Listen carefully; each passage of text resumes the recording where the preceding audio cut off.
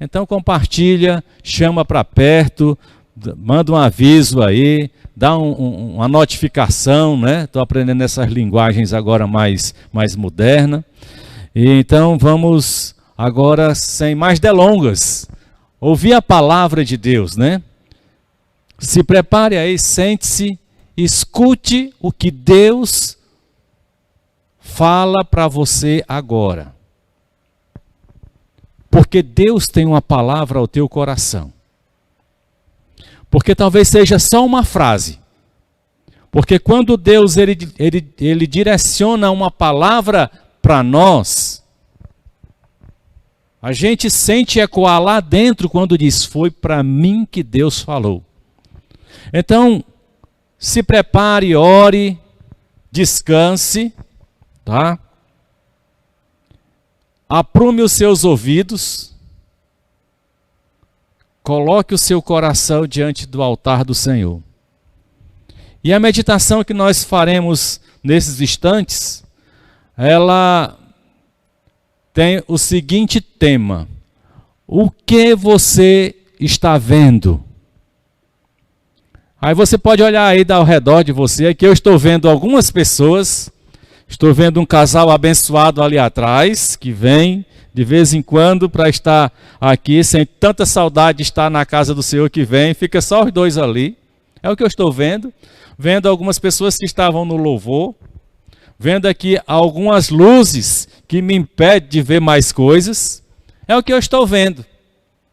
E o que você está vendo aí ao seu redor, o que você está vendo na sua emoção, o que os seus olhos estão trazendo para dentro da sua alma.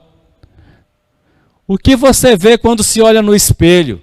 Se vê uma pessoa feia, uma pessoa derrotada, uma pessoa que ninguém faz caso, o que você está vendo? Pergunte isso para você agora. E será se por alguns instantes você não pode tirar os olhos das situações e das circunstâncias, das repreensões, das palavras, do terror que muitas vezes tem sido colocado? Porque, com certeza, o que você está vendo agora influencia na sua vontade, nas suas emoções, nos seus pensamentos e no seu organismo físico. E eu gostaria de, nestes próximos minutos, relatar 3 episódios bíblicos, entre tantos e tantos que existem na palavra de Deus, para que nós observássemos por alguns ângulos, por alguns momentos, o que eles estavam vendo, tá? E nós vamos transcorrer aqui, e já falando a respeito destes personagens. O primeiro deles nós vamos encontrar lá em Gênesis 21, 9 a 19. Não vou falar de Abraão, não vou falar de Sara. Abraão todo mundo fala, né? Abraão todo mundo fala porque ele realmente foi o patriarca abençoado. E nós temos que falar mesmo, mas não é dele. Gostaria de falar de Agar. Tá? Então aqui, quando você começa no versículo 9, eu vou parafraseando para ler o texto mais à frente, tá? Só para situar você, e talvez você que ainda não tem tanto contato com a Bíblia, não conhece tantas histórias bíblicas, mas você confere lá na sua Bíblia, Gênesis 21, 9 a 19, né? É porque Sara teve um filho. Primeiro, nós sabemos a história de Abraão e Sara, que eram idosos, e que Deus falou para eles que eles teriam muitas nações, né? Teriam uma multidão de nações, e que seria pai de muitas nações. E eles eram idosos e lá tiveram aquela dificuldade de crer no momento. Mas Sara foi mais ousada e querendo passar à frente de Deus, e é um grande problema para nós, esse o passar na frente de Deus, porque causa um problema lá na frente. Então Sara pega a sua escrava chamada Agar e coloca diante de Abraão para que ele tenha um filho com ela. E teve Ismael. Mas a promessa que Deus tinha feito a Abraão e Sara era que os dois teriam um filho. O impossível se tornando possível por causa da intervenção de Deus. Então, Sara teve um filho. Sara não gostou da presença de Ismael. Aí lá no versículo 14, diz assim: na manhã seguinte, Abraão pegou alguns pães e uma vasilha de couro cheia d'água, entregou-os a Agar, e tendo-os colocado nos ombros dela, despediu-a com o menino. Ela se pôs a caminho e ficou vagando pelo deserto de Berseba. Quando acabou a água da vasilha, ela deixou o menino debaixo de um arbusto. O que acontece naquele exato momento, meus queridos, é que que Abraão escuta Sara e pega sua serva, sua escrava, Agar, e despede-a, sem ouro, sem prata, sem bens, sendo ele um homem muito rico. O que foi que Abraão deu a Agar? Deu alguns pães e uma vasilha com água. E soltou no deserto. Não é como hoje, né? Que muitas pessoas acham que fazer filho está livre de obrigações, né? E sabe que se fizer filho, vai ter que cuidar do filho, vai ter que pagar a pensão se quiser se eximir, fugir, e que também se não pagar a pensão vai preso. Há uma responsabilidade de manter os filhos. Mas Abraão simplesmente despediu Agar com seu filho Ismael, e eles caminharam até certo ponto no deserto. No deserto. Mulher não podia trabalhar, e ela era uma escrava. Como escrava, ela não decidiu deitar-se com Abraão. Ela não decidiu ser escrava, mas ela estava naquela posição ali. E agora a mãe, e agora num deserto. Então, observe, coloque-se no lugar de Agar e veja o que ela passou. Muitas vezes tem pessoas que nós conhecemos que abre a sua geladeira, não tem nada para comer. Não consegue acender o fogão porque não tem um gás. Não tem 1 quilo de farinha para fazer um angu, alguma coisa assim. E está em desespero. Da mesma situação e numa posição muito terrível estava Agar, porque estava no deserto, não tinha ninguém para ajudar, não tinha um lugar para ficar, não tinha uma casa. Então, o que ela via era desgraça, destruição. E aí o versículo 16 diz que ela foi sentar-se perto dali a distância de um tiro de flecha, porque pensou, não posso ver o menino morrer. Sentada ali perto, começou a chorar. O que ela via eram as circunstâncias do momento.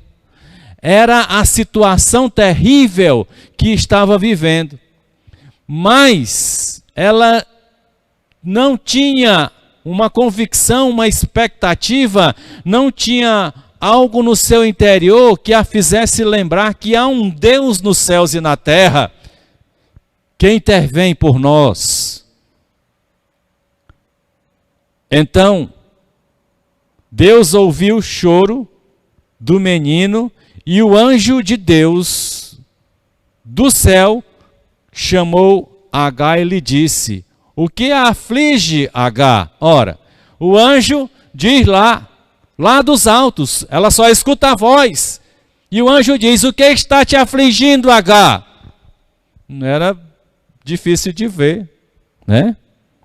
Mas há um momento em que ele diz isso para que ela seja tocada no seu interior e no espírito, porque muitas vezes nós estamos amargurados, nós estamos abatidos, nós estamos tristes, mas nós não conseguimos externar ou identificar o que está passando conosco. Mas de repente, então ele diz, não tenha medo.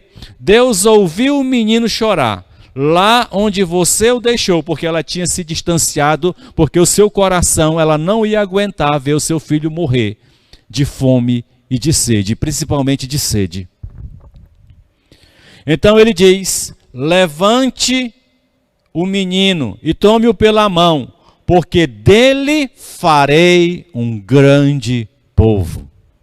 Então Deus lhe abriu os olhos e ela viu uma fonte. Foi até lá, encheu de água a vasilha e deu de beber ao menino. O final dessa história é que esse menino teve 12 nações, chamada 12 nações árabes. Mas o que me chama a atenção é que Sara estava numa amargura tão grande. Sara estava passando por uma pressão tão forte que ela não percebeu que próximo a ela estava um poço ali.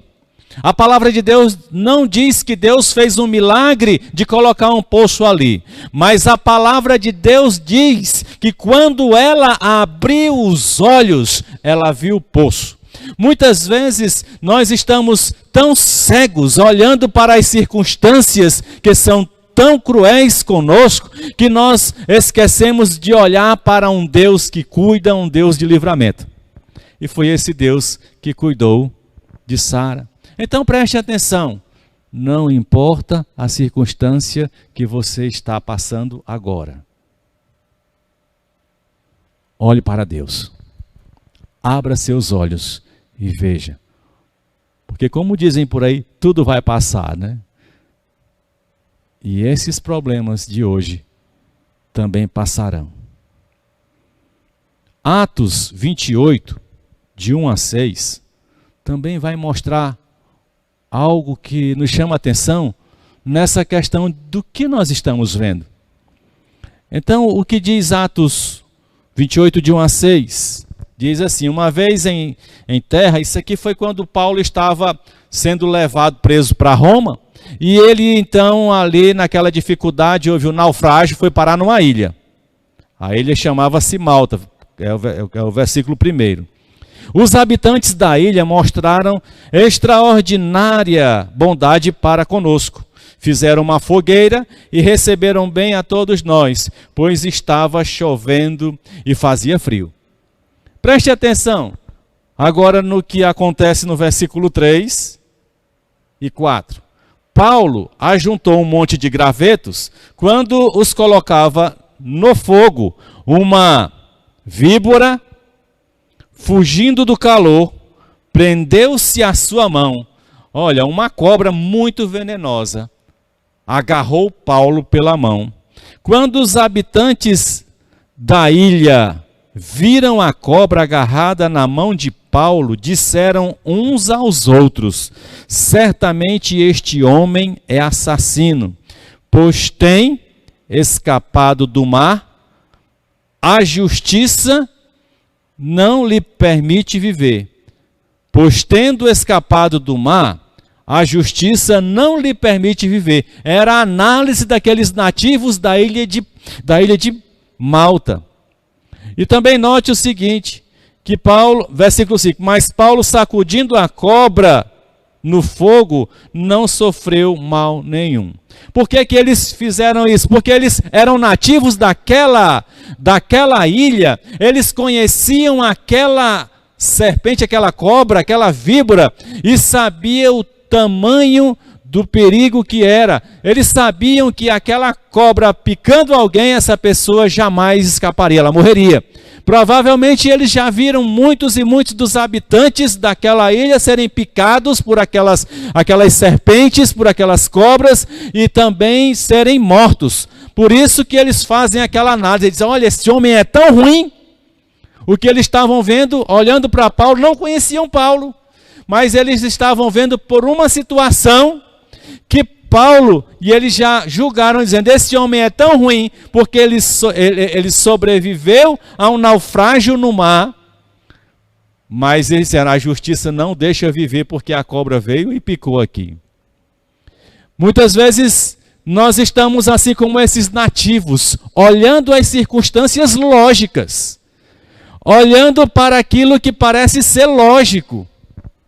E nessa lógica, nesse comportamento, nós criamos uma realidade em que cremos com toda a convicção de que será assim. Deixa eu exemplificar. Quando nós vamos ao médico, e o médico diz assim, você está com câncer, está em estágio terminal, vai durar alguns meses. Você sai daquela clínica na certeza de que vai morrer rápido. Eu desafio a maioria das pessoas a ouvir um diagnóstico desse e não ficar na sua cabeça todo o tempo pensando ou com revolta, ou triste, ou chateado. Porque o médico disse isso. É o diagnóstico, é o lógico.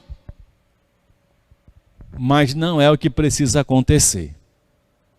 Muitas pessoas têm recebido o prognóstico de que vão quebrar, que vão falir, que vão passar fome, diante dessas circunstâncias que elas estão bem visíveis, palpáveis para nós.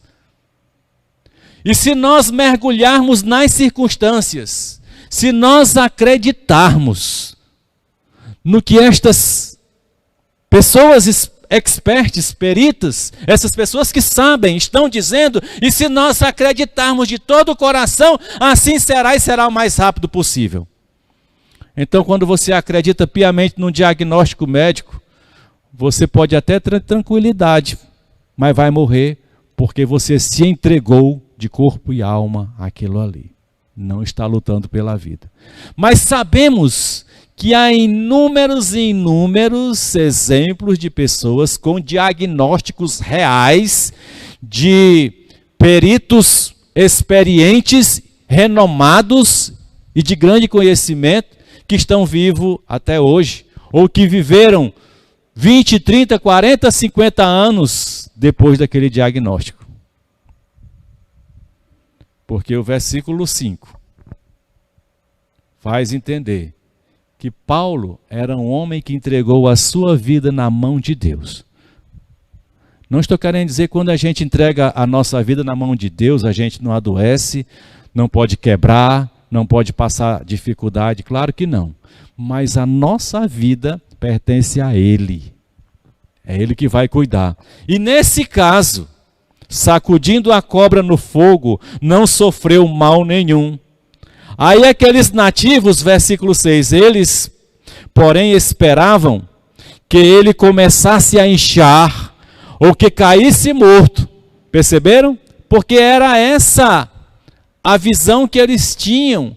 É isso que eles estavam olhando. Eles olhavam Paulo cair morto. Às vezes nós olhamos para um filho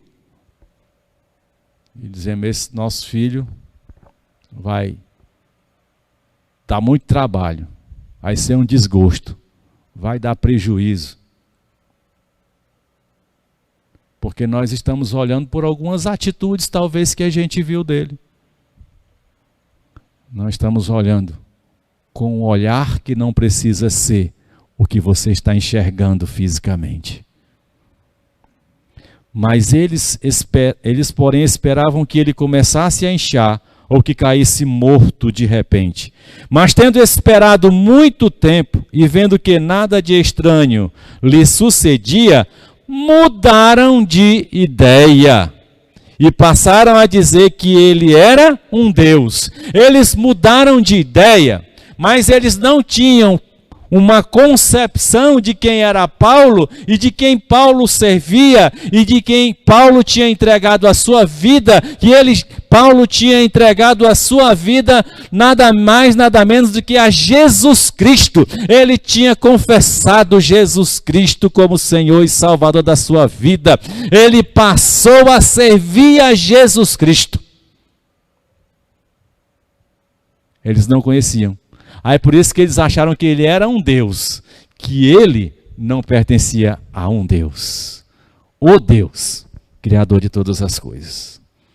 Mas por Paulo ter a sua vida na mão de Deus, Deus o poupou todas as vezes que foi necessária para levá-lo no dia que ele, o Senhor Deus soberano, disse: agora quero que você venha para cá. Então, a partir do momento em que você entrega a sua vida para Jesus Cristo, e quando falo Jesus Cristo, estou falando Deus, o Deus que se fez carne, o Deus que habitou entre nós, e nós depositamos nele a nossa vida, nós só iremos para ele no dia que ele quiser nos chamar. Não iremos nem antes e nem depois. Percebem? E para finalizar, um último texto. 2 Reis, capítulo 6, verso 8 a 17. Eu percebo que essa igreja está muito silenciosa. Dê um glória a Deus aí, escreva um glória a Deus, fale que você está sentindo a presença de Deus, faça alguma coisa, movimente-se, diga que Deus é bom, e que você está enxergando Deus, você sabe que Deus vai à tua frente, faça alguma manifestação aí. Não fique apenas ouvindo e dizendo: isso é bom na vida dos outros, porque isso é para você. Deus não tem filho estimado, especial. Deus não tem filhos de preferência. Deus simplesmente tem filhos. Então faça aí alguma coisa, diga: eu estou vendo o que eu não estou vendo aqui. Eu estou vendo lá na frente. Eu estou vendo meu Deus cuidando de tudo, porque é meu Pai. Amém? E então em 2 Reis, capítulo 6, versos 8 a 17, não vou ler todo, mas você lê aí, você lê mais tarde, lê amanhã, é que aqui fala que havia uma guerra do rei da Síria contra Israel. Estava em guerra, né? E quando a Síria ia para um lugar, ele planejava ir para um lugar para atacar Israel, aí Deus revelava a Eliseu para onde eles iam, e Eliseu ia contar lá para o rei de Israel.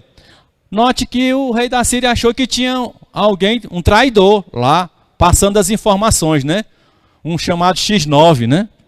Um espião. Mas aí alguém disse assim: não, o senhor está enganado, ninguém aqui está lhe traindo, não. O problema é que lá em Israel tem um homem que sabe de tudo. É um homem de Deus.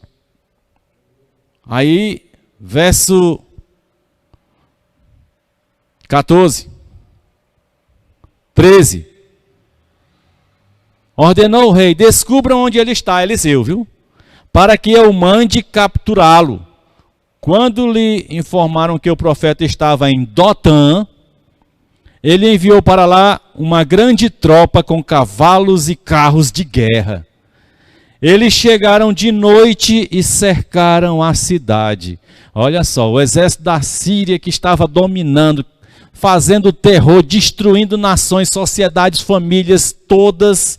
Então cerca aquela cidade de Dotã. Cerca toda a cidade com carros e cavalos de guerra, com cavalheiros. Aí, versículos 15. O servo do homem de Deus levantou-se bem cedo pela manhã e quando saía, viu que uma tropa com cavalos, carros de guerra, havia cercado a cidade. Então ele exclamou: ah, meu senhor, o que faremos? O que é que este rapaz viu? Aqui disse: quando saíam, viu uma tropa. O que ele viu? A derrota deles. O que é que aquele rapaz viu? A destruição daquela cidade. Foi o que ele viu. Porque era lógico. Porque era aquilo que estava materializado. ele viu. Ele viu. Mas ele não viu o que era para ver. Porque quando nós vemos as coisas ruins, dá dor de barriga, dá um desarranjo intestinal, às vezes sujamos a roupa, às vezes perdemos o sono, às vezes trememos, às vezes nós trememos por dentro, dependendo da pressão daquilo que estamos vendo, porque é os nossos olhos materiais que está alimentando toda a nossa estrutura física, emocional e espiritual, e ele está abastecendo o nosso interior com coisa ruim. E nós ficamos feitos desesperados. Muitos se lançam de cima de edifícios, outros bebem venenos, outros colocam uma corda no pescoço, porque é a atitude que para ele resolve parar com tudo naquele momento. E é um problema sério fazer isso, né? Mas não percebem que podem olhar para um outro lugar que não aquele das circunstâncias que o está rodeando. Aí então o profeta respondeu a primeira coisa: não tenha medo. Meu querido, eu vou dizer uma coisa que não é fácil dizer, mas a gente tem que dizer e viver. Se eu entreguei a minha vida para Jesus Cristo, eu não tenho que ter medo do que me pode acontecer. Eu tenho que ter medo é de pecar, de enganar os outros, de fazer maldade. Então a palavra que o profeta disse foi: não tenha medo. Aqueles que estão conosco são mais numerosos do que eles. Aí o rapaz quase que entra em parafuso. Porque quando Eliseu diz: aqueles que estão conosco são mais numerosos do que os que estão com eles, e ele não via ninguém, ele disse: o profeta está ficando louco, maluco. Não tem ninguém aqui. Tem um exército que vai entrar e vai acabar com todos nós. Aí Eliseu faz uma oração simples, que é a oração que você deve fazer. E Eliseu diz assim: Senhor, abre os olhos dele para que veja. Faça essa oração: Senhor, abra meus olhos para que eu veja o teu propósito, o teu plano. Não o que estão querendo dizer que eu tenho que ver. Senhor, abre os olhos dele para que veja. Foi só esta oração. Foi longa não, viu? Tem muita gente que acha que a oração é aquela que dura 2 horas de oração ou 3 quilômetros de oração, né? Não. Oração é aquela que é feita de dentro, com sinceridade e com fé. Então o Senhor abriu os olhos do rapaz, que olhou e viu colinas cheias de cavalos e carros de fogo ao redor de Eliseu. Enquanto os sírios, ficavam se preparando para invadir a cidade, Eliseu estava protegido com carros e cavalos de fogo diretamente da glória, da eternidade, do céu, da presença de Deus para protegê-los. E sabe o que aconteceu? Saíram vitoriosos. O rapaz tinha visto só a derrota. Mas quando Deus abre os nossos olhos, nós vamos enxergar o cuidado e a providência de Deus para com as nossas vidas. Deus que abriu seus olhos. Deus quer que você veja.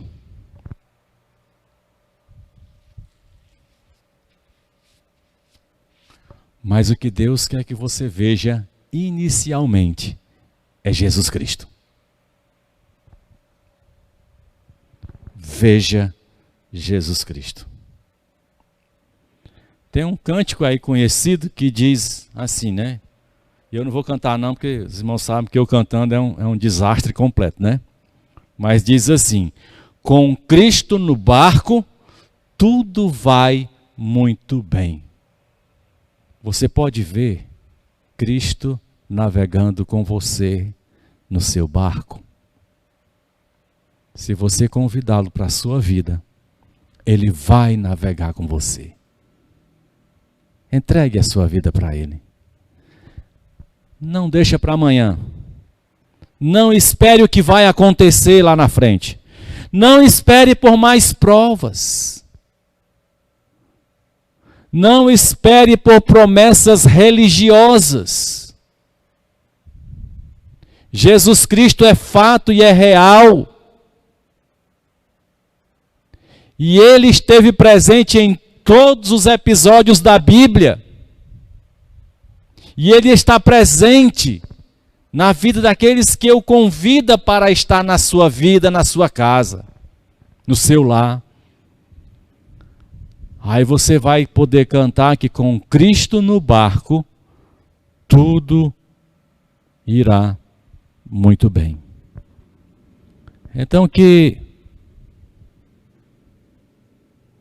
você medite nesta palavra, que você acredite nela, que você tome uma posição, decida-se por Jesus Cristo. Se aproxime de Jesus Cristo. E você, irmão, que já recebeu Jesus Cristo, deixa Ele pilotar o barco. Deixa Ele conduzir o barco. Porque com Cristo no barco, tudo irá muito bem.